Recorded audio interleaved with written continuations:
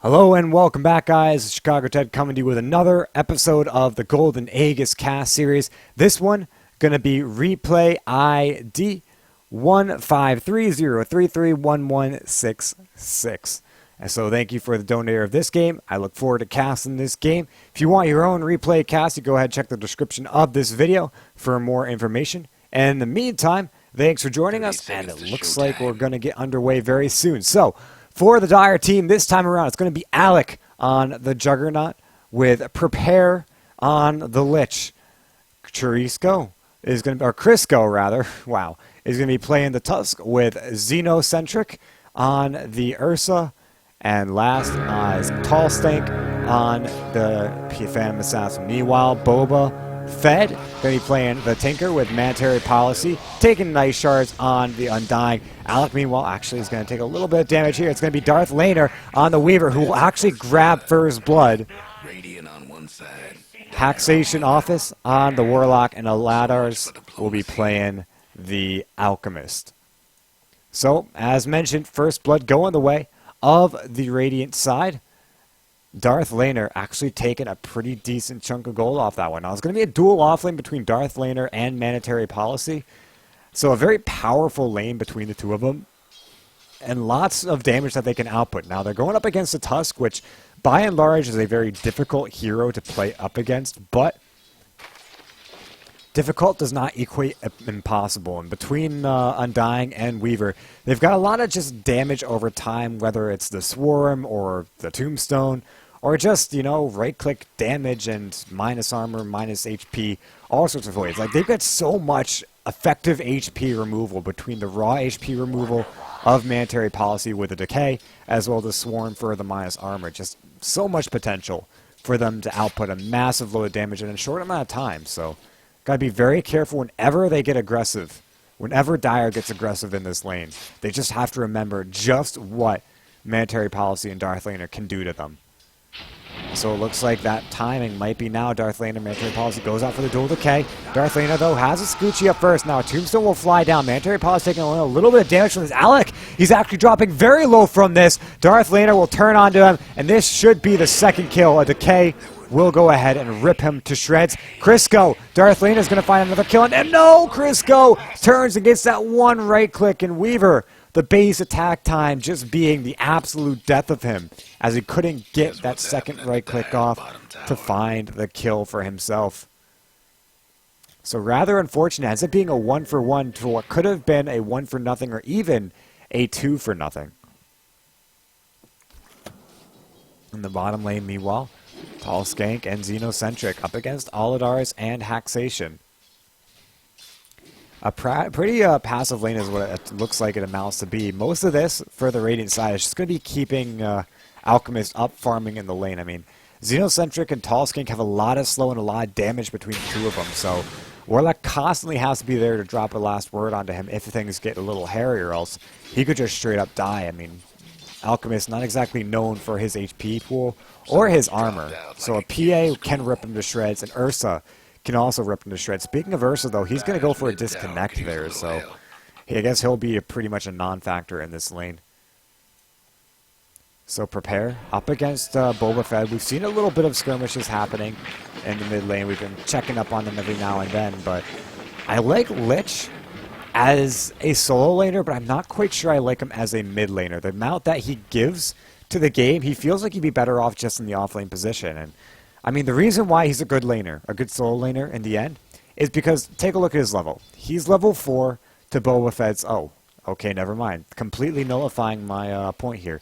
The point should be that Lich, he can step back and deny one of his own creeps and get the experience from one of his own creeps, denying that from the Storm. So he can essentially get a 2-creep advantage in experience over his enemy every single time that's off cooldown.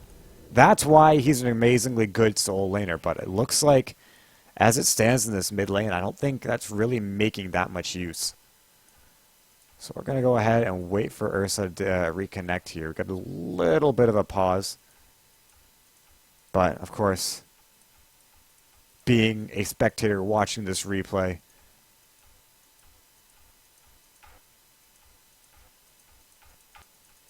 What is this, almost 5 minutes of pause that we've just been through? Oh boy. Well, that saves a lot of time now, doesn't it? Don't you just love having the ability to unpause or nullify pauses like that? It's the perks of a replay cast, I tell ya. Alec, meanwhile, taking some damage from creeps. You can see that healing ward just isn't really healing him up that much, though. It is a level 1 healing ward, so it will start to tick out. 12.8 is what it gives him in the end, so better than a tango is what it'll end up being. Okay, random March of the Machines. They're parading across the entire map. Now, the fact that Ursa disconnected there is pretty big for multiple reasons. The major one being Aladars has been able to just freeform in this bottom lane. PA can do well, but she can't solo, especially not versus a Warlock and Alchemist. And Ursa, that he's back in this lane, is still really good, but the main issue with it ends up being that, yeah, he's back in the lane, but he's fallen so far behind. He's almost an entire level behind.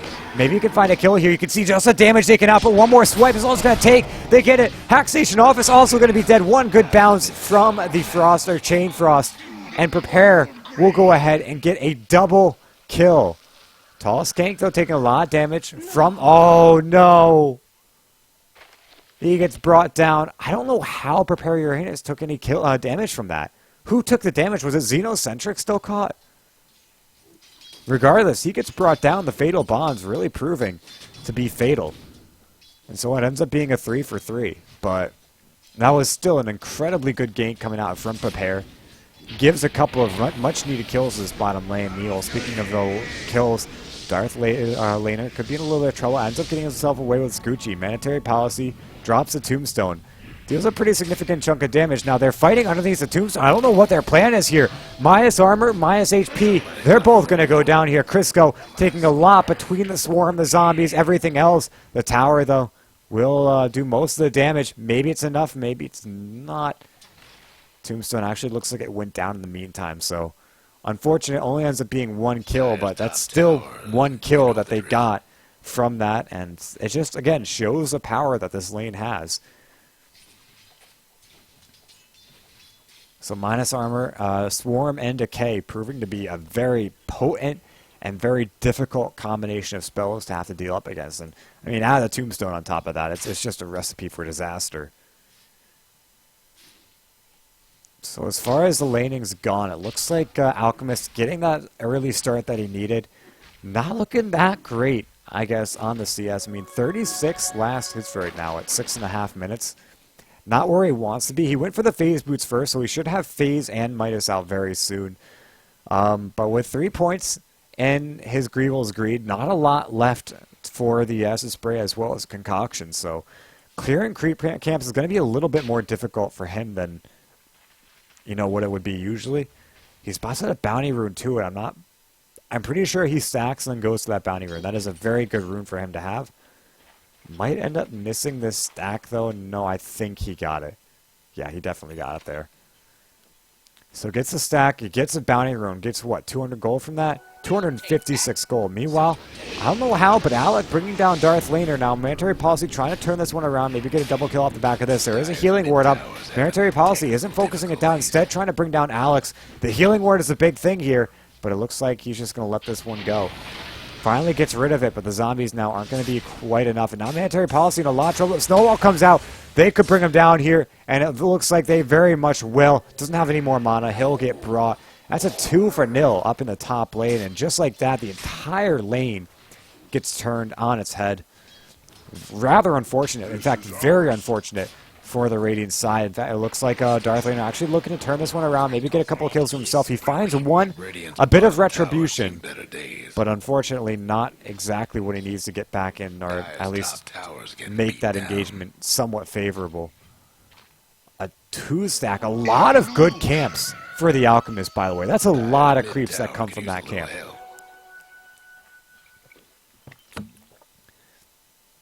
So a very, very, very good couple of camps for him to get. Only other thing that I'd like to see from him is maybe try to use the Acid Spray to stack the small camp as well. But I mean, details, details. The problem that he's going to have right now is that he can't exactly farm those camps with the fact that the Dire have pretty much taken over his jungle. And if he's unlucky, Prepare Your Aim could also find out about this medium camp and maybe just clear it on his own. All he needs is a couple of Frost Blasts, and he should have enough damage. Bladar is going to come through, though, with an Unstable Concoction. Deals a decent chunk of damage, but it's only a level 1 Unstable Concoction, so it won't bring him down. Now a Chain Frost. Only 2 places to balance. The creep comes through, though. Boots a travel. So I guess trying to boots in is a tinker, but not quite enough time. So they'll bring down the bottom lane.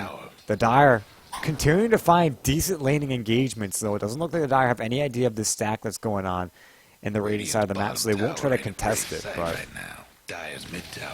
Alchemist can come back from this rather easily. Oh, hold up, they've got a Dust. Darth Laner, no way for him to get out of this one. He'll get brought down. There's a snowball, but Mandatory Policy comes in, and Crisco gets brought down. Alex as well, look at the punch. He's got Mask of Madness. Oh, that's so much damage. Between the damage amp of Flesh Golem and the Mask of Madness, he was amped up like 50% or so extra damage. Oh, dear God, that's a lot. In fact, I mean, taking a look, Scepter 20% max damage amp. Mask of Madness is what, an extra 20? 30% extra damage taken. And those, they don't stack additively, they stack, I don't know how they stack. But, Trouble brewing at Radiant's bottom tower. oh my God, it's going to be a quad. 4 really good camps for Aladar's. If he can just get one more point in Acid Spray, or even his ultimate, he is in a very good position. Now again, what I don't exactly like about this is he isn't doing too well at double stacking. He's an Alchemist. He could definitely double stack if he needed to. It's a very possible maneuver for him. And it's just all you need to do is drop an Acid Spray on another camp and you pull 2 camps. Problem is he can't double stack this camp because, well, obvious reasons. He's pulling the medium camp into the spawn box of the hard camp. And, hold on, engagements in the bottom lane. Darth Laner, with all that extra experience he's been getting in the top lane, looking to try to find a kill onto Tall Skank. He'll get it. Can find Prepare Your Answer as well. No, he can't. Doesn't even have time lapse. He's out of mana. Wish I'd seen how much he would have had. Maybe he could have time lapsed it out, but looks like not. Oh, hold up. It's going to be Tinker finding a kill on Prepare as he comes through with the rockets. And Aladar's, meanwhile, so close to that level 6. He just wants to bring down that one lowly little Hellbear. Yeah, it's just a Hellbear. Not even a Hellbear like Scout or Hellbear Ripper. It's just a Hellbear. The big guy is a Hellbear Smasher, but no one really cares about him. What is that face, though? I don't know. Certainly something coming from hell, I suppose. This is an issue. Aladar's, he could easily be level 7 or 8 right now. And he won't be just because of how he's been laning this. He went straight to the jungle from lane without so much as, without Poor Man's Shield, without any extra armor, without any lifesteal. Like, you can't jungle under those conditions. Even an Alchemist has nothing to deal with that. Dire's mid tower could use And it's not like he's a ranged hero that can hide behind summons too, like a hero like Nature's Prophet or Enigma. Like he has to raw tank it. Can't do nothing about Dire's That's structures right now. incredibly difficult Dire's for an Alchemist to mid-tower's do. having technical But difficulties. he will be able to get the Hand of Midas out on the Hellbear. Not quite sure if he gets a whole lot of experience from that, but he doesn't care. He gets his level 6 off of it, and that should be enough for him. Doesn't exactly take this camp. Actually, he's regenerating pretty quickly, so he should be able to get it, or at least some parts of it. But while this is happening, Dire are taking Roshan. But this is a very nice camp for him to have now. Taking a lot of damage, he might have to just back himself off from this one. Not really placing the Acid Spray in a way where they can he can kite them. As Boba Fett will actually get the Juggernaut top, but this is major here, because if he can continue stacking this one up and not losing his Grievel's Greed in between. Yeah, look at this. He's getting a whole metric load of gold. Already up to 700 from literally nothing. And this is only a medium camp stack. Oh my god. He's going to get close to 1,000 gold off this. Holy shit. I know I'm like missing action up top lane, but this is very important for the Radiant. I mean, he just got 1,400 gold off of one medium camp stack. Of course, it was a 4-stack, but originally that's what, like 500 to 600 gold? So that is a major load that he gets from that, and that gets him close to his next item. Now, as for Aghanim Scepters, there are 3 heroes that do very well with Ags. So if he can farm up an Ags for each, for Warlock, for Undying, for Tinker, he doesn't have an Aghanim Scepter. He does! What the hell is Weaver's Ag Scepter? I don't know. Ags is somewhere in the middle, if I remember. Yeah. Oh! Oh! I completely forgot about that. He can cast it on an enemy. Everyone gets upgraded by Ags. Holy shit. Crisco, meanwhile, goes through. He's taking a lot of damage from the magic from the machine zone. It looks like Darth Laner should be able to bring him down. Regenning pretty decently, but one more right click should be enough. Meanwhile, Boba Fett will go down. Xenocentric able to bring him down. He's got an Aegis as well, so he can probably just turn and fight. He's also got Enrage. One more swipe with Enrage, and that should be enough. He gets it. A 2 for 3 in the end. That's a lot of really good kills for the Dire. It looks like a Vladimir's from Aladar's, but still, that is huge. Yeah, actually, he could stack this camp right here, too. Oh, please do. He gets it. Not quite sure he'll get it off. Pulling it in a very awkward direction. Yeah, he'll get it. Okay. Okay, like, at this point, you kind of wish you got that one camp with a bunch of small creeps, because that gives a huge amount of gold. Radiant's top towers taking But, hits. I mean, you take what you can get, I suppose. Meanwhile, top, Darth Laser is looking for Alec, taking some damage from Xenocentric, but in comes, oh no, the Omni Slash from Alec. Turns and says, you got damage? Well, I don't even know where I'm going with that. If you have a pistol, I have a machine gun, I guess. Aladar is stunning himself up with Unstable Concoction, so immediately just going to turn around. Got a Vladimir's off. I'm going to go actually behind. Boba Fett's there as well. If they find Crisco, this could be huge, and they will.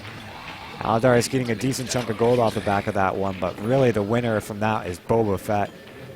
Boba Fett, rather, who is getting rather fed in this game. In fact, he is sitting 4-1-3. Not bad. 6-2-2 though for mandatory policy.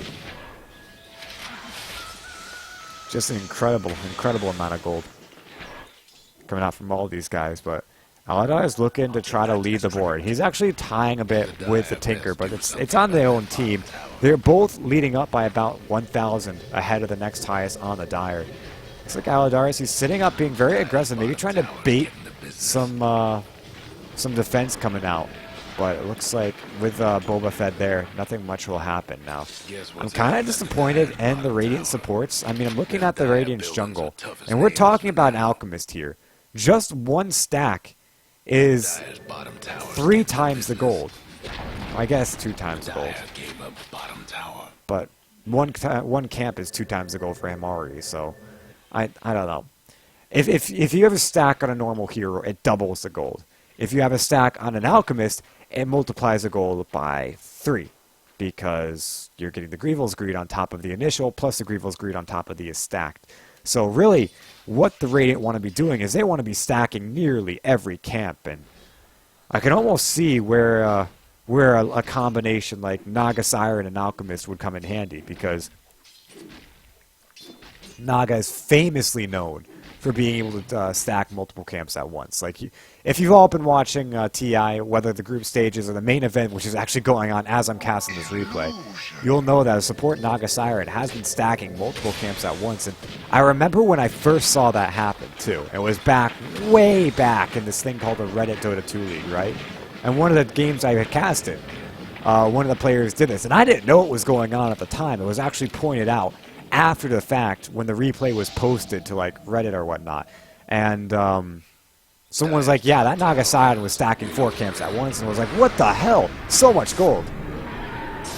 But Xenocentric and Alec going in for a mandatory policy. The Chain Frost will secure his death. Bounces the creeps though, which means it doesn't slow up Darth Laner. But in comes Boba Fett.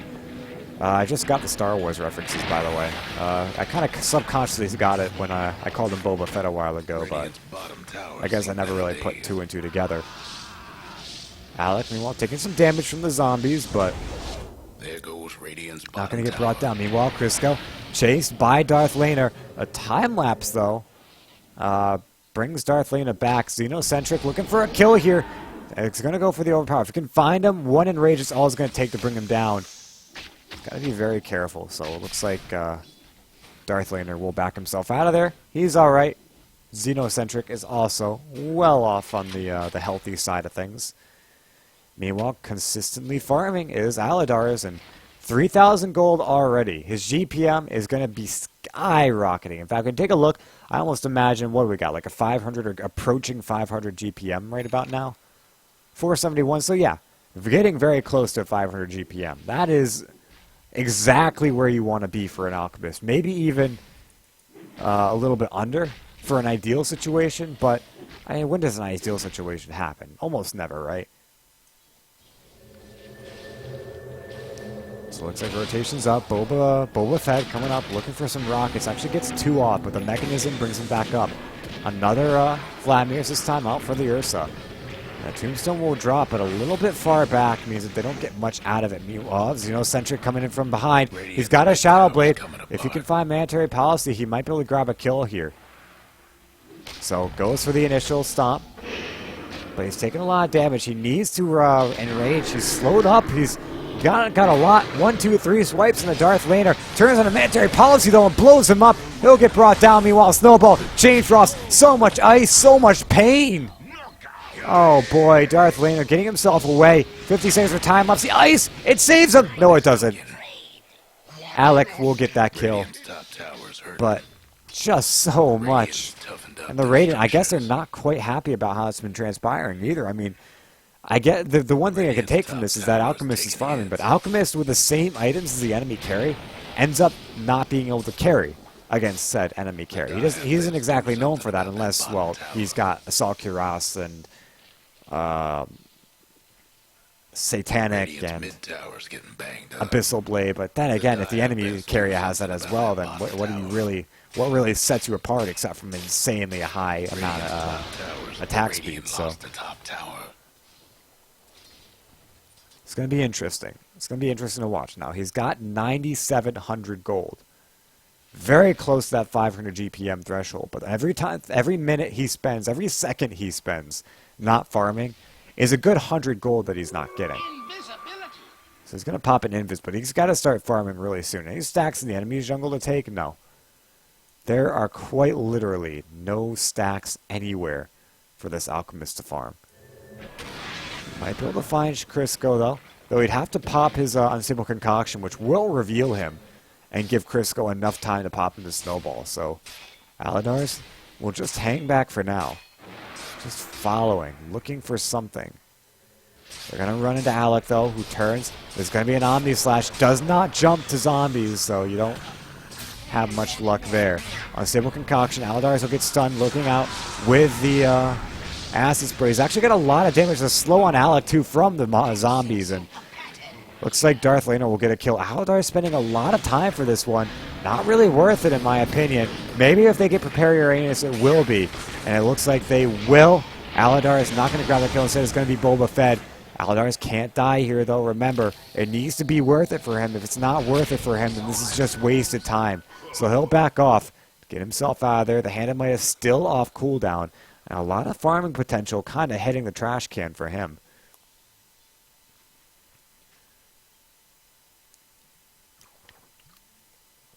Meanwhile, again, the Radiant support's not exactly stacking up for him. Again, I just, every time I look, I just get disappointed because there's so much gold to be had from the jungle.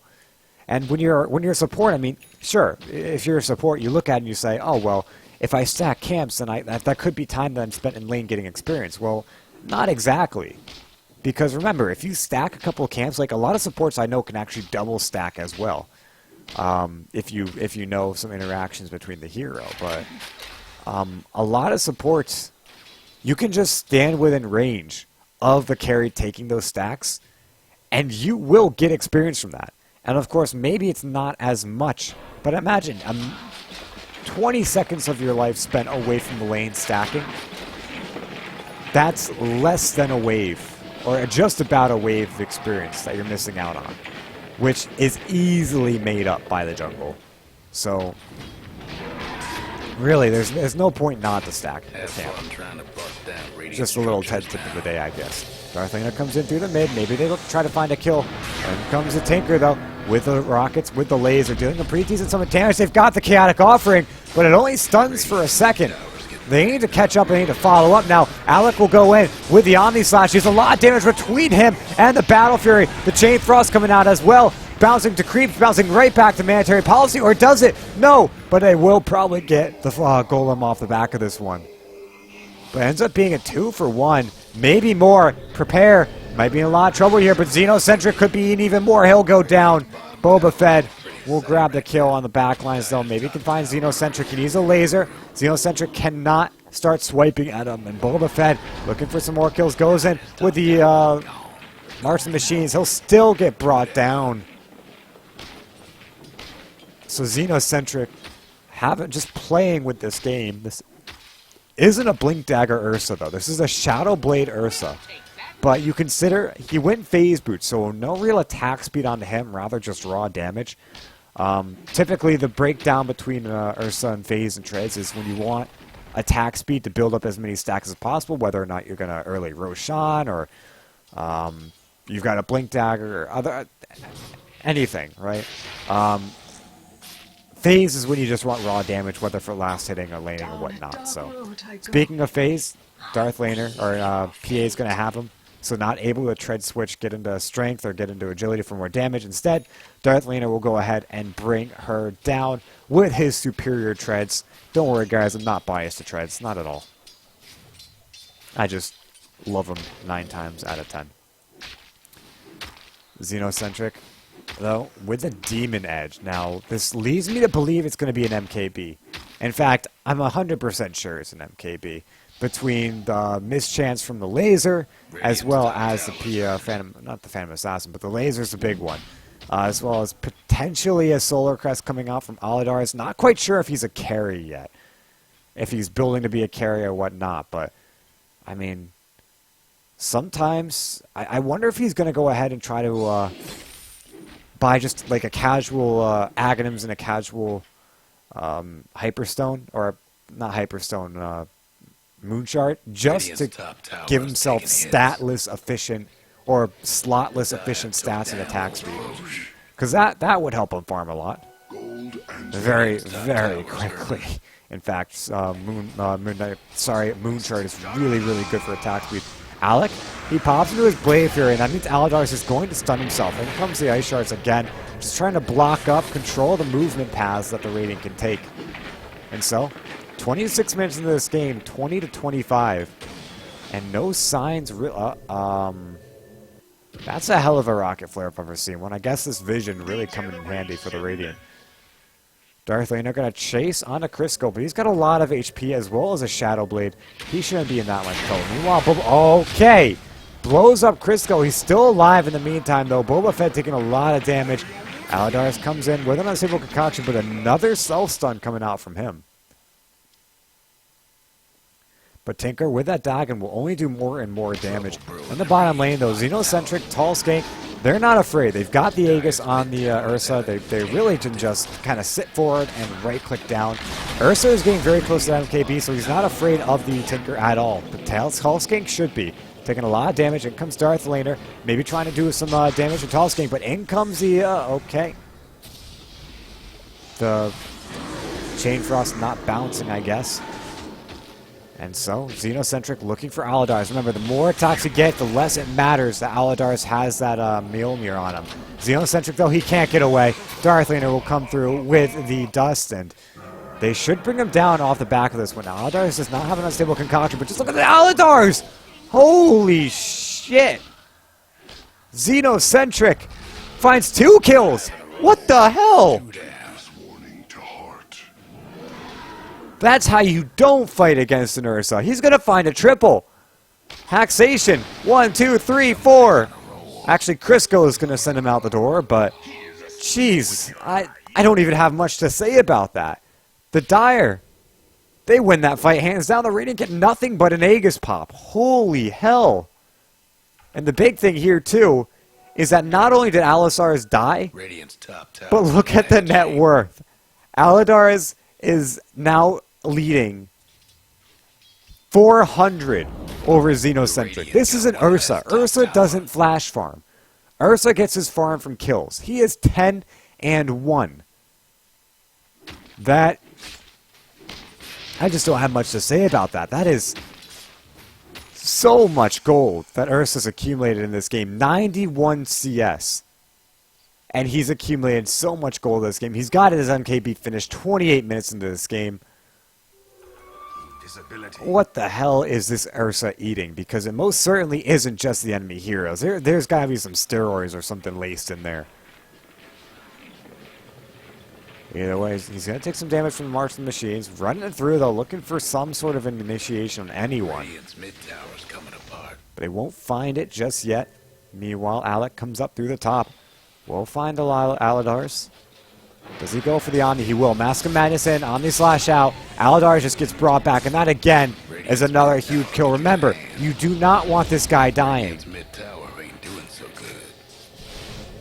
So it looks like, That's 4 in a row. in the meantime, I'm not sure. Darth Laner going down as well. Alex, does he have a gem? Does he have any way to see the Weaver? No. He just kind of got the kill. All right. As far as this game is concerned, the Dire have pulled themselves a very significant advantage, one that I don't exactly see them losing anytime soon, unless the following is met. An amazing chaotic offering, tombstone down throughout the entire thing. Meanwhile, Alchemist is just beating them to shreds. That's the only scenario I can expect them to ever stage a comeback in this game. I mean, as far as the gold is concerned, I would imagine, what, a 6,000, 7,500 advantage? No, not even. It's 10,000, approaching 12,000 gold advantage for the Dire. 17,000 experience advantage. Not 17, more like 16,000, but that, I guess, cuts away a little bit as Boba Fett finds a kill on Crisco. In fact, that's a very interesting kill that he gets. He's got a, what, level 4 Dagon? Now level 5? No, he just bought his level 4. All right, but that, I mean, is a pretty good kill for them, but it's really just a drop of water on the raging forest fire that is the Dire's advantage. And, you know, whenever you have a forest fire, you call Smokey the Bear, and he'll put it out. Well, I guess he's on the wrong side. He's actually advocating the fire, so Smokey the Bear's evil twin? Maybe. Either way, this guy's spreading the fire. Looks like Tall Skank maybe trying to make some, secure some advantage, but Aladar's just man-fighting with him. Now, Tall Skank almost gets the kill. But Aladar's with that passive regen. Tall Skank not quite getting the crits he needs. Boba Fett and Haxation are close by as well. Okay, maybe I was wrong about what the Dire need, or what the Rain need to come back into this game. Maybe what they need is a bunch of pickoffs like the ones that have been happening. Very sloppy play from the Dire so far, and maybe it gets worse. Alec is roaming in very much alone into the Dire or Radiant side of the map. Gotta be very careful now. He's got the no Shadow Blade on him anymore, if you ever had one. Aladars will get brought down. Okay, so that helps. And it looks like he'll be grabbing, what, a Maelstrom as well? So he's just going pure on damage during the Omni Slash, which is respectable, I suppose. Between Mask of Madness. I mean, Mjolnir gives good attack speed, so I guess that's a huge perk. The Battle Fury, though, hitting between heroes. Kind of like a longer cooldown Ember Spirit, but does more damage.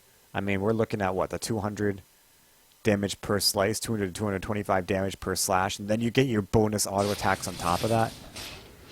So pretty good. Pretty good. Now, there was an interaction that I heard not too recently, though, which does favor maybe the Ember Spirit more. I mean, it's something about when you buy a Shadow Blade on Ember Spirit. I know, this is like no relevance to the situation. Okay, somewhat relevance, but if you buy a Shadow Blade on an Ember Spirit, and cast it while you're on these, or while you're Sleight of Fisting, you get the bonus damage per attack, and then come out of the Sleight of Fist invisible. Now, I don't know. I can't confirm this is true. I might just be spreading rumors. I have been meaning to test it since I heard it. But if true, well, that makes Omni-Slash damn near useless now, doesn't it? Juggernaut, obviously, a little bit better than Ember Spirit as far as man-fighting goes, but as far as actual damage output goes, he does fall off to the Ember Spirit, which, again, isn't in this game. Not very relevant, but... they're looking for Darth Laner. Now, he does have a timeout, so he shouldn't drop here. Chain Frost, who is that jumping to? It's going to go through Haxation Office into Boba Fett. Now we'll jump to Darth Laner. That'll be a bad hit. Meanwhile, Chaotic Offering maybe trying to save Haxation's life, but it will not do jack. Boost of travel in from Boba Fett. Okay, goes down almost immediately. The Omni Slash, quite enough to bring him down. It's actually a 4 for 1. Darth Laner will go ahead and get a return kill in the meantime. That's a pretty good kill for him to have, but unfortunately for Darth Laner, he might just die here. Prepare is there, but doesn't have a Chain Frost. Now go for a sacrifice. Darth Laner gets out. Snowball, though, chasing him down underneath his Tier 2 tower. Do they have anything to catch him? They do not. So Darth Laner will get himself away, and I guess that's more than they could have hoped for, getting that return kill. A 2 for 4 is what it ends up being, but...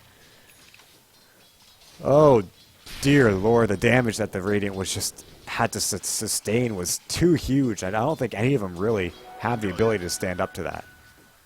Meanwhile, our top farmer has barely gained 1,000 gold since we called him our top farmer. I mean, at 20 minutes, he had about a 500 GPM. Now, he's sitting probably between 350 to 400. And we can take a look at that now. And okay, 450, a little higher, but...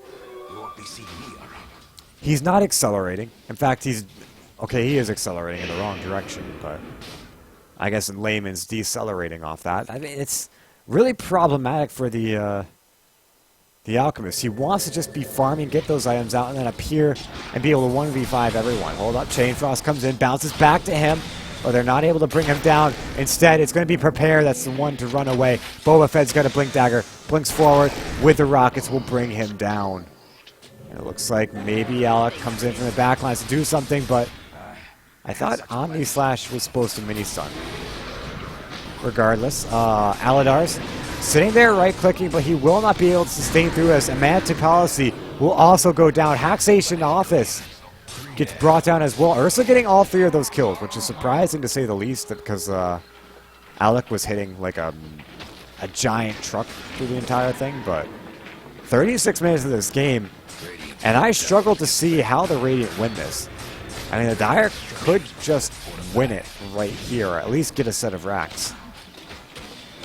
Backdoor protection is being their worst nightmare, though, and maybe this is what Radiant can do to defend. I mean, plenty of Martian machines flying through. If they can keep the backdoor protection from going down, this would be huge, but I think it just went down.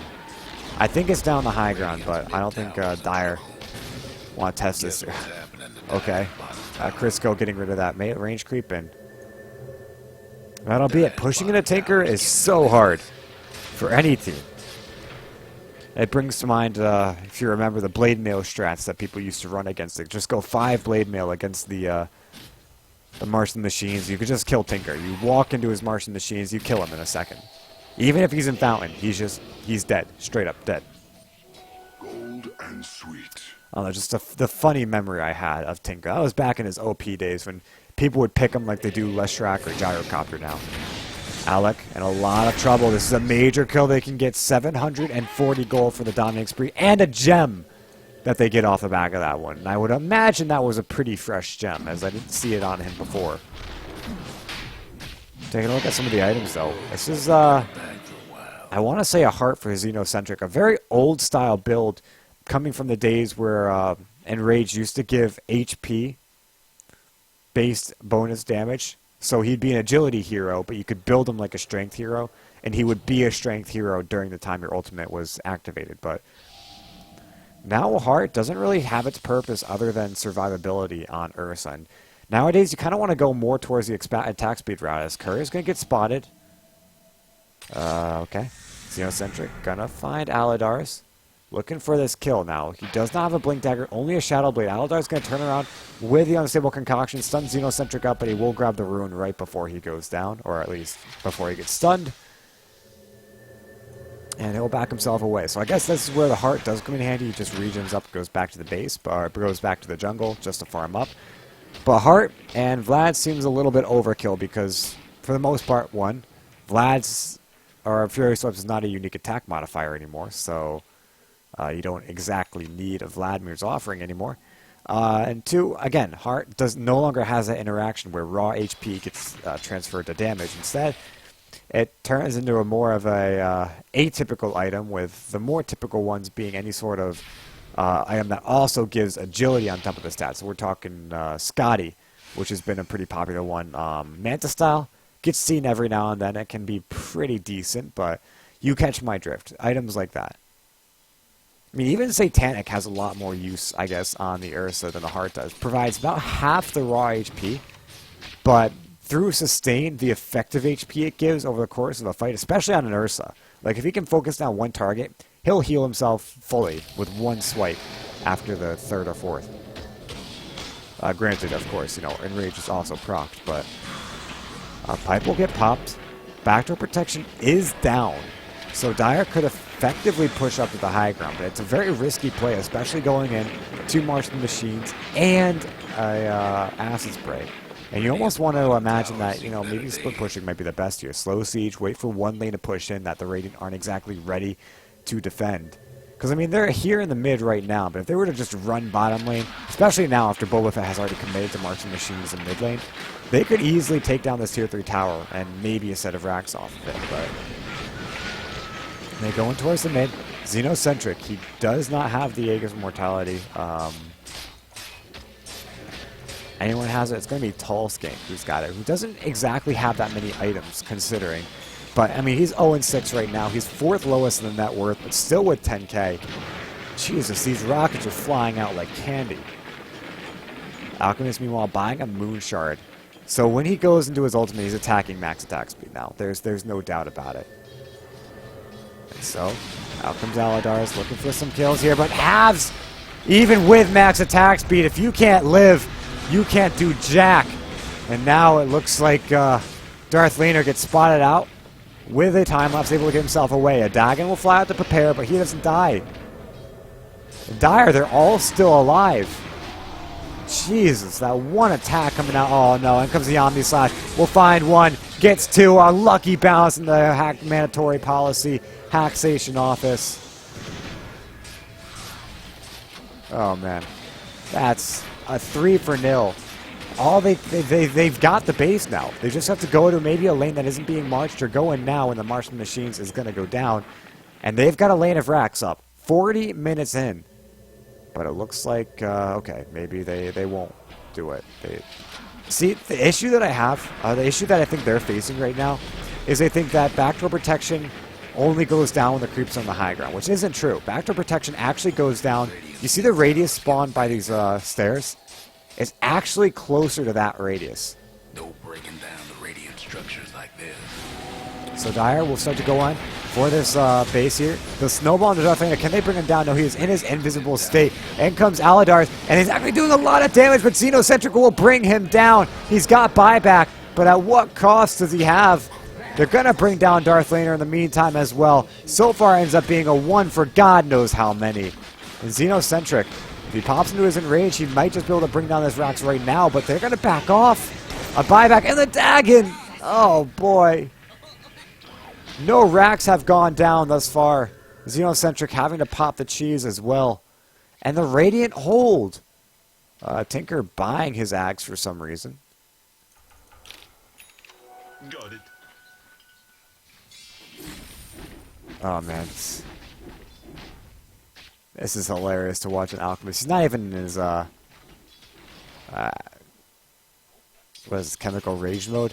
When he pops into Chemical Rage, it's just crazy to see his attack speed. I mean, he doesn't necessarily do a metric load of damage either. He attacks so damn fast. So if you get something like an Abyssal Blade on him, he becomes an unstoppable monster. The one person that you focus on, Abyssal BKB, and they're dead. they're just straight up dead. Nothing they can do about it. So, because, I mean, it's like a troll warlord. They get permabashed. Don't think I need to explain that, but...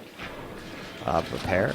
Might be caught in a bad situation. No, it's going to be Tinker in the bad situation. Xenocentric. You can laser him all you want, but it doesn't mean it will do jack.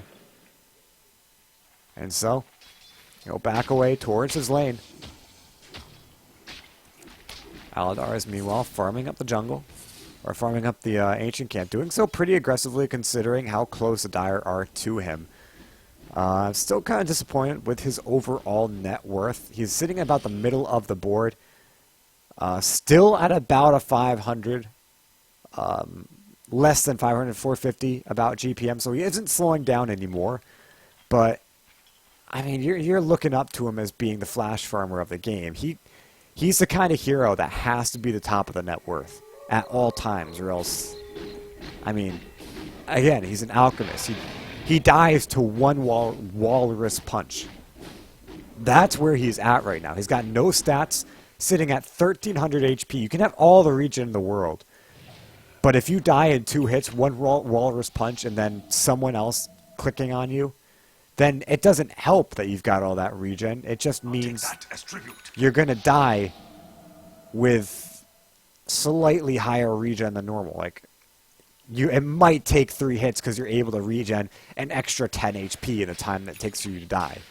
Like, that's about it. So, I don't know. At the moment, this alchemist is feeling underwhelming, but at the same time, he's looking for those engagements where he can just sit there and right-click and not have to be focused. Like, if he gets focused, he's dead. But if he doesn't, then that's where he starts becoming a big problem, is when he goes back behind, you've got your Blink Dagger, your Shadow Blade, you start bringing down the supports in the back lines, like your Lich, I wouldn't say Tusk, because I guess he's on the front lines, but I guess the Lich is the only hero that sits in the back, but you go back and you focus them down. You turn the fight into a 4v5 immediately, because they die immediately. They die almost as fast as you die if you get if they go on you, so... And if you take it into a 4v5, you scatter the Dire, and you win the team fight. The big thing he's got going for him is the issue of the Dire being unable to push up into the high ground, though. I mean, you're 28 to 45. The Dire's rating's been holding for quite a long time. 46 minutes into this game. And, I mean, the Dire, they don't really have that much push. They keep going for these pushes. Meanwhile, Talsgank only comes out with a half of item each time, and Xenocentric goes up, reveals himself on the high ground now. He's taking a little bit of damage, and comes to the unstable concoction, will connect onto 2. The laser comes through and does a significant amount of damage, but Aladar, as we said, just gets taken down without a sound. And it ends up being a 3-for-1. The Walrus Punch securing an extra kill before that ended up going down, and dear God. That was way too much damage. The Chaotic Offering is still standing, by the way. That stuns through BKB. But the problem that I have with that is that could have made a huge difference in that fight. I mean, preserving Aladar's life any longer is exactly what they need. The fact that he's dying immediately is a major issue they're having with this game. Guess what's happening to Dire's bottom So they're tower? looking for this Weaver, but they're not going to find him. Instead, Dire are attacking buildings that aren't Tier 3 towers or racks. And I don't think they can end the game here, but they can certainly take another 1 or 2 sets of racks. And instead, with 1 racks up, that really is pretty negligible at 47 minutes. In fact, it's actually worse to have that, because you're giving a constant supply of golden experience to the alchemist, who'd be happy to farm it up. Radiant's gone and So, fortified this am I disappointed in what their decision is right now? Yes, very. But a glyph gets spent, so maybe they go after another set of racks here. But no, they're just kind of chilling. Not quite sure I like this at all. And it's really kind of foreboding about, this replay was sent in. Maybe this is your throw right here. Some say it would be the next fight if they lose 45. Like, if they lose here, this could be huge. And it looks like Aladar is taking a lot of damage. He could just go down, but it bounces off. He'll stay down, though, in the end. But it's a 1-for-1 at the moment. Alec will bring down another. Looks for mandatory policy, but he gets brought down on his own. Just like that, Ursa will buy back, but there's no way he's coming into the game. another buyback as well from the Juggernaut, but they got to walk all the way to the Radiant's base. So what amounted from that fight? No real throw, no real amazing comeback, but I mean, if that does end up being a throw, that fight was not the throw. I hate to say it, but that fight, or even if the next fight, if they win the next fight and it's a throw, that fight will not be the throw. What the throw was the Dire not taking the extra 2 sets of racks. They easily would have had Mega Creeps there. And I'm pretty disappointed in the fact they didn't do that. But And sweet. they still are in a pretty command. Like, I'm not going to say, I keep throwing around the word throw a lot. And I don't want to be misleading because the Dire still have a pretty hefty advantage. But that is a problem. Because usually when you see that, that means momentum is stopped. Alright? Momentum is a huge thing in Dota. If you keep going, if the graph is going down pretty steadily, bumping maybe up or down, slowing down or speeding up, that's momentum. But if it all of a sudden stops, then you've lost your momentum. And if it starts going the other way, then what can you imagine about that? So we've got a very aggressive attempt coming out from Alec. He'll find a kill, but that's a buyback on the Tinker, so I'm not quite sure that's the worst thing in the world, but it certainly does not help. Alec, though, is way far out ahead, and without any teammates either, they could bring him down here. Mandatory Policy taking a lot of damage to the Crimson Guard, blocking out a lot of it. He'd be as good as dead if not for that. The Healing Ward also helping out a lot, but in comes Aladars, trying to stun through. They've got lots of damage. Can they chase him through? Mask and Mass up, trying to move, but that doesn't give him as much move speed anymore. They could bring him down here. They will. 830 gold. That's more than he got for bringing down the Tinker. And that was a very inconsequential kill. In fact, it was a dieback from the Juggernaut. Oh, man. That is very much a problem. So again, I don't want to be misleading. Still a commanding position for the Dire. I mean, you can look. The easy way to tell, the cheating way to tell, without even looking at the graphs, look at how the net worth board is filtered out. I mean, 3 top are the highest on the Dire. The next 3, which are kind of correspond to their opponent on the enemy team, are the Radiant. So you can already tell from those 6 heroes that the Radiant have a disadvantage. But the real kicker is the fact that you've got another set of that where the Dire have their 2 heroes higher than the corresponding 2 of the enemy team. So you can tell that there's at least a 5,000 disadvantage if there was 1,000 each, but it's not 1,000 each. It's more like 2,000 to 3,000 on average. And Aladars might be fun to kill here. Xenocentric taking a lot of damage, pops into a rage, and that gets rid of 80%, but that doesn't last forever. Xenocentric will go down. Aladars with how many stacks of Furious Waves? 8 stacks of Furious Waves. This next attack will do a shit ton of damage, but unfortunately doesn't even get the chance. 130 without buyback. And if this game... Oh, man. So, okay, 5 minutes ago, I was talking about how that fight wasn't a throw. Just now, I'll say how that fight wasn't the throw. The throw was not getting the Mega Creeps. Oh, man. 35 to 51. The Dire have just lost 3 heroes. They're missing their Phantom Assassin, but for some reason, the PA is able to buy a Basher while disconnected. Okay. Radiant going for a little bit of a push here, but I imagine it's just for the Tier 2 tower, and I strongly agree with that decision. A Tier 2 is a good 2,500 or so gold for your team, so every little bit counts, right? I almost imagine we're going to see a pause for this Phantom Assassin sometime soon. But it looks like Dire, our Radiant, have moved themselves in. They'll get a tower, a glyph. Oh, no. The glyph gets spent here. That's problematic. In comes the Omni Slash, but he's alone again. Oh, no. He'll pop out in to his BKB, but he just dies. 100 seconds, no buyback. Now prepare on the run. There is a Chain Frost, but it's not doing anything. It's an Axe Chain Frost, by the way, but he's just dead. Crisco trying to make this comeback, trying to stop this aggression. He'll bring down 1, but there are 2 down with buyback. And Darth Laner will grab a kill. We've got to pause for the lack of a PA. And we'll skip past this pause, but Oh my lord. So PA's back. There was some semblance of chatting going on, but every single time you leap ahead, you kind of refresh everything. Anyway, PA's back, but immediately dead. The tier 3's down, and a counteract can happen. If this happens, this is very bad for the Dire. Very bad. In fact, let's look at the graphs again, because this is going to be incredible to look at. We had that pause, so it kind of cuts off immediately. But just like that, we talked about momentum, and I can't help but stress that is major. So we're back down quite a bit from the advantage that the Dire had accumulated. A naked set of racks in the mid lane, though they didn't get counter racks. The fact that the Radiant are doing so well in some of these fights is a bit of a foreboding detail. And look, 2,300 gold on the Alchemist now. So this is why the Dire still have an advantage.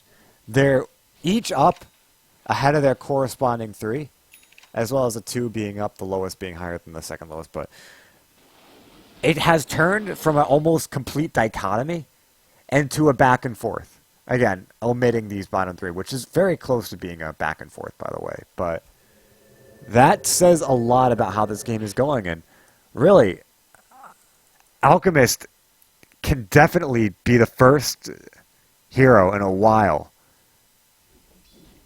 to rise above it. Alchemist and the Weaver actually might rise above that right about now, as they're farming ahead, doing very well. Alchemist back 200, Weaver back 100. Tower's getting beat down. Oh man, this is a major detail. If the Radiant can accumulate their first single hero matchup lead, they do it. Alchemist is able to secure it. And Weaver might be doing so as well very shortly. Okay, maybe not. Weaver is back now 900. Oh, jeez. Was I off 1,000? I probably was off 1,000, but I guess he'll give it up immediately. But that's a problem.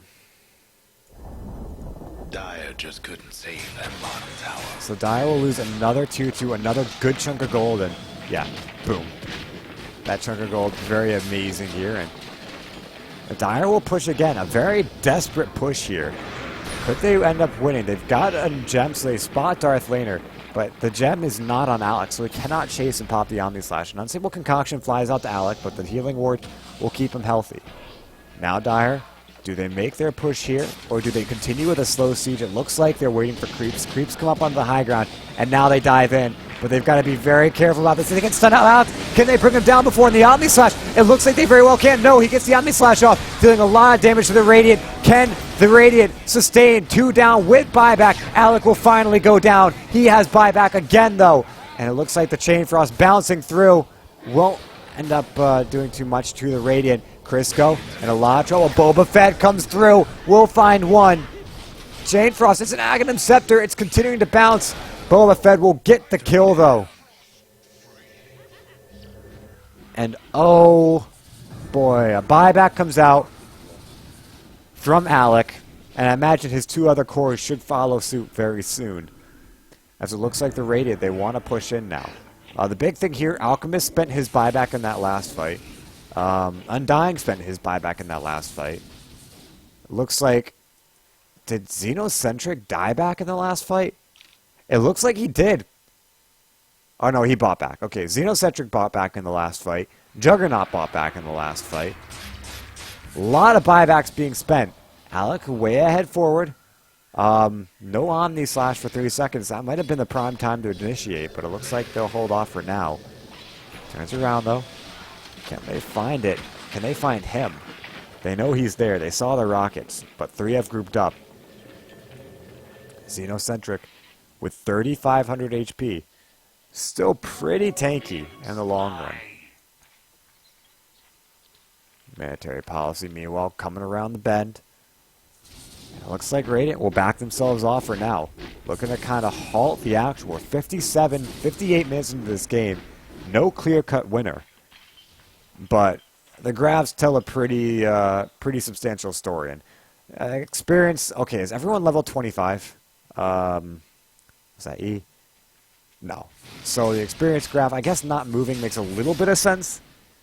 But not everyone's level 25, so it should still be moving. And it looks like, yeah, just a tiny bit.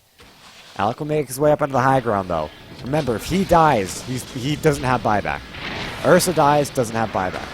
Gotta be incredibly careful about this. Pops in the Mask of Madness, taking a lot of damage. And how do you fight this? Boba Fett is just sending 4 rockets at once. You talk about high ground defense. March the Machines, 4 rockets, a laser that expands and explodes on anyone he hits. Oh no, Boba Fett might be in a lot of trouble here. No, it's Darth Vader who's in a lot of trouble. Has a time lapse out, but in comes the Chaotic Offering. Very big here. Pops out with the Omni/Military Policy in the meanwhile, taking a lot of damage. Alec not getting anyone with the Omni/. No one's dead just yet, but it looks like 2 will go down. Aladar is being the one to take a fall is major here. The Dire, they may have just saved face here. 2 down with no buyback.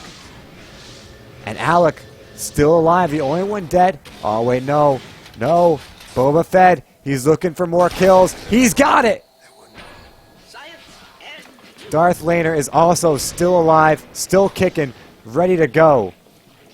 Tall Skank maybe wants to jump on him, or it looked like she did, but the Lincoln Sphere making that near impossible.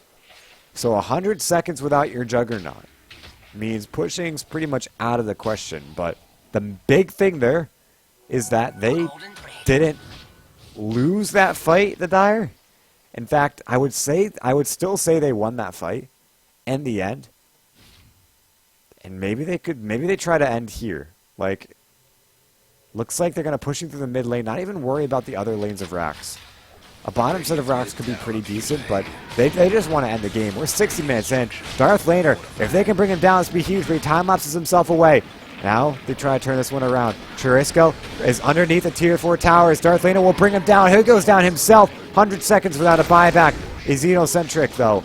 Dropping pretty low. Has Enrage. No mana on the Tinker, though, to find the extra kill. And still they preserve their base. Still, everything standing except for the mid racks on the Radiant side. A very good item pickup for Boba Fett, by the way. Having the Scythe of Ice means he can lock down Alec. If they can catch him out before he's able to get his Omni-Slash off, because Omni-Slash is what's winning them the fights. I mean, we're looking at a Battle Fury Mule near Omni-Slash. That is winning them the fights.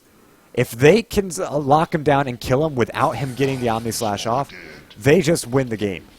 I mean, I'm hard-pressed to say there's anything about this game aside from the Omni-Slash versus the Radiant team. I mean, a lot can be said about Xenocentric, but Omni-Slash is huge. In fact, this is almost warranted giving it to the Juggernaut here, this Aegis, because they want to be sure that the Omni-Slash gets off. Instead, actually looks like they will do that. No, Xenocentric picks up the Aegis of Immortality. No one with the cheese. They'll just leave it in the pit.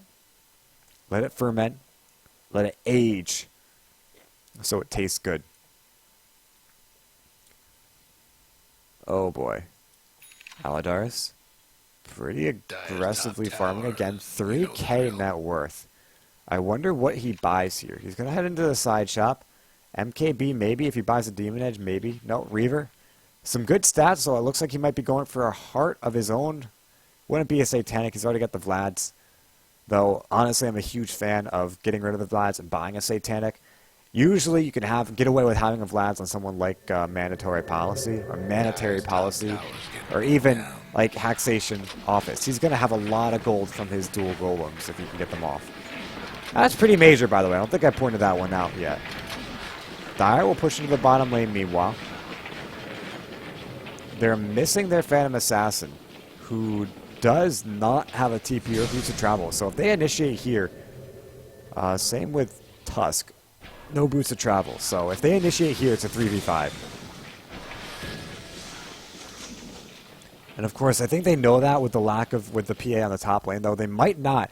A quick glance on the map, and Dire, Radiant have no idea the PA there. In fact, take a look at it from their vision. Okay, so this is not telling the story. PA is in blur, so I guess that wasn't a very good way to look at it, but trying to push out both lanes. Xenocentric makes his way up onto the high ground. Remember, he does have Aegis Immortality, but still would not be good for him to go down early on. Now Alec comes in. Do they have the Scythe device onto him? They need to pop it out. He cannot get the Omni Slash on. Pops the BKB. Aladar's taking a lot of damage. Omni Slash will finally roll, but it jumps to the golems. No, it jumps back. Another set of golems will come away, but Aladar's is already dead. The Rack's taking a lot of damage. Mandatory Policy Golems number 2 come out. Xenocentric taking a lot of damage from this, but not slowed up. They don't have anything. And it looks like he'll turn around and bring down the Weaver. Alec coming back up to the high ground, though. He'll get brought down. Boba Fett comes in, looks for more, but can't find it. He's Xenocentric now, turning around. The Hex comes out. Xenocentric could drop. Boba Fett is just turning the permanent Hex. Can he get it off? He just needs a turn. Xenocentric, he attacks. He'll get brought down. Oh, no. Meanwhile, okay. Slightly more worth it. Tall Skank is able to rat this one out and bring down the top racks. The bottom still stands, but with the top racks gone, it's a major issue for the Radiant. They're still chasing. They want her. They go for the Hex. Everything out. Blink forward. Hex. Everything out. They'll bring her down. So now the Radiant, or the Dire, cannot split push anymore. That was their split push. Fortunately for them, they have a tier 4 tower. The Ancient is exposed, so I guess they do have split push in the form of run at their Ancient and hope they can bring it down. And Radiant, this is a bit of a problem, but I do like what the Dire just did there. Instead of going in for the Ancient like they always do, instead of moving in through the mid lane, they go for the outer lanes. And that was majorly important because they got the top racks. They're now 2 sets of racks up. Still is not a one game for them. But they've pulled it back into a commanding position. Though they've given up a lot of advantage in the gold lead, they still have it, which is pretty good considering there's a lot of momentum on the Radiant side to pull it back to equilibrium. But I mean, they still have an advantage. They still have a map control advantage. They still have a tier 2 tower standing. So if the Radiant want to win this, if they want to equalize, they've got to get the bottom and the mid set of racks. I don't think they can flat out end the game. I don't even think they can push here into the Dire's lineup. And again, this just comes down to the fact that they have to lock down that Juggernaut. I mean, Aladar's had the right idea. He went in and he started duking out with the Juggernaut, but once the Omni Slash drops, he's gone. He needs like a Ghost Scepter or something to help him out there. If he doesn't have it, he's dead. And that could actually be a good pickup for Boba Fett to get. Just get an Ethereal Blade to drop on someone to tank the Omni Slash, have them move away from everyone else so that the bounces only hit onto them and they do no damage. Like, Omni Slash is everything here. Aldar's meanwhile Unstable Concoction. They're pushing up the high ground. Now they've got March the Machines, this time on their side. It's like a tailwind instead of a headwind, giving them some sort of advantage here for this fight. Aladar's going after the racks, and he'll pick them up, gets a couple of sets. Xenocentric will just go down here, pops the cheese, and that might be his life here. He will still go down. Meanwhile, oh no, it's a base race. The Radiant, I think they win the base race. They go after the tier 4s. They're just going to go for the end. Wait, no, they don't, because there's a naked Ancient coming out. Alec, he's hitting fast, but maybe, is it fast enough? Boba Fett, he's got a Hex, he's got laser, he's doing what he needs to do, backing off. Can they stall this one? Still no tier 4s have dropped. Aladar's, he's not doing it fast enough. They're trying to defend. Alec, he pops into the Omni Slash, but doing no damage. Can he bring down Boba Fett? He cannot. Alec is gonna go down here. Does he have buyback? He does indeed. So it looks like the Dire will not lose. They will win the base race though. And actually, Aladar, as he gets away barely, or does he? No, Boba Fett comes in. It's a buyback from Alec. It's a Boots of Travel in from Darth Laner. They want to win this game. Boba Fett, there's no Omni Slash down. 40 seconds, they just bring down Alex again. 120 seconds, no buyback. Prepare is running away, but his Alchemist just brings down Crisco. It's a rampage from Boba Fett. Buyback from Prepare, but does it make a difference? I don't think so. The Radiant have waded through inches, feet, miles of shit to get here. But it looks like at the end of all things, 68 minutes into this game, they will emerge victorious. GG, well played to the Radiant side. To the Dire, please, please, please, please, please, next time, go for the big racks, go for the mega creeps, and don't waste time. Still, very well played to them. I incredibly appreciate their immense amount of sportsmanship, sort of, in the chat. Of course, they blame the PA, so I guess I take that back, but... Whew. What a game. Thanks for watching, guys. Been a pleasure. This has been Chicago Ted with the Golden Aegis cast series. Enjoy TI. Enjoy Dota. If you want your own replay casted, go ahead and check the description of this video. But aside from that, that's about it for me. I will catch you all next time.